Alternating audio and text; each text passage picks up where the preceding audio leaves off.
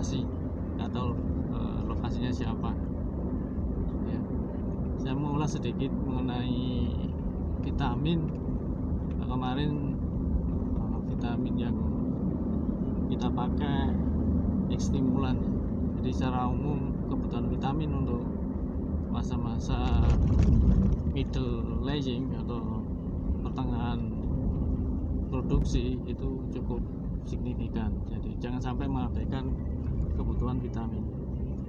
Ada beberapa teman-teman yang bahkan cuman pakai probiotik ya. Probiotik itu untuk membantu proses pencernaan dalam usus. Jadi mikroba yang dibutuhkan untuk membantu proses digesti atau sistem pencernaan. Nah, dalam proses pencernaan sendiri untuk menyusun enzim, kemudian metabolisme itu butuh vitamin. Jadi nggak cuman butuh probiotik.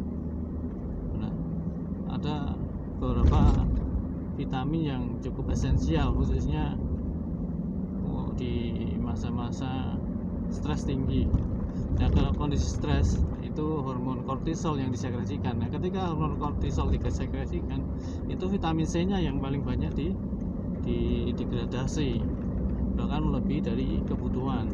Nah, ketika masa pertengahan produksi, stres tinggi, stres mungkin karena cuaca, kemudian pergantian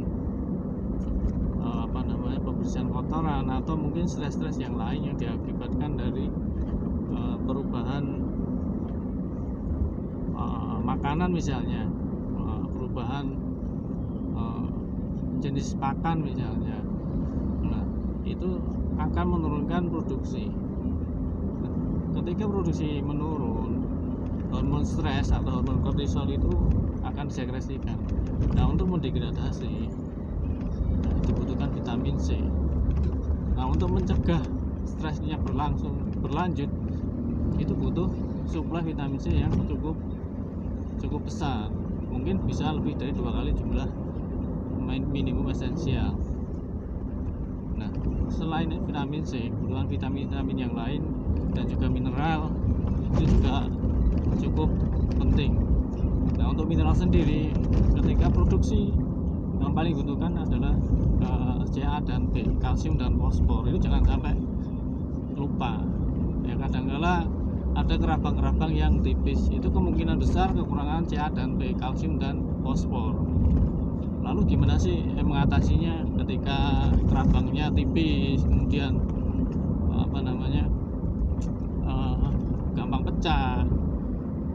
Nah, kita bisa pakai mineral yang ada di pasaran lah, yang sering kita pakai, mineral produk dari Medion ya, itu yang paling mudah di pasaran, dicampur ke pakan sih.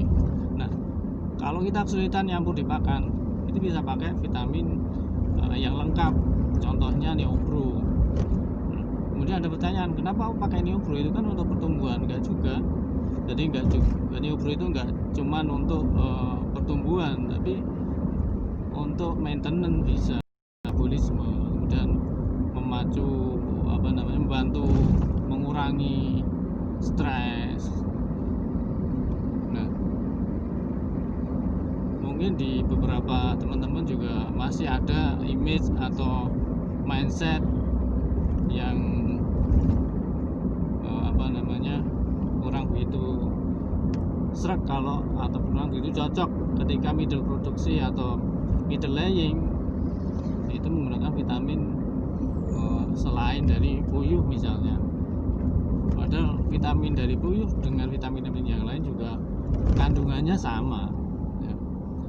Nah, saya lebih cenderung cocok pakai yang substansinya atau unsur-unsurnya lengkap, vitamin A-nya ada, mineralnya ada, kemudian asam aminonya itu ada, asam amino yang tidak ada dalam makanan, misalnya lysine, salah satunya lysine itu nggak ada di makanan, maka kita suplai dari luar.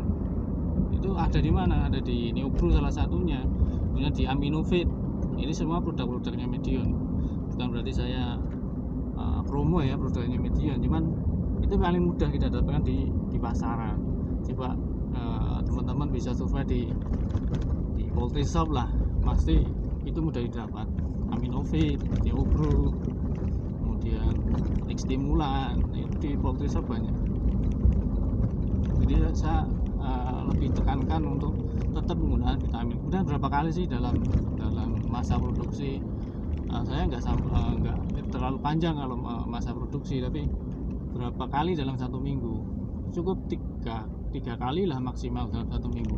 Bisa selang-seling 1-1 misalnya, atau 3 hari berturut-turut misalnya.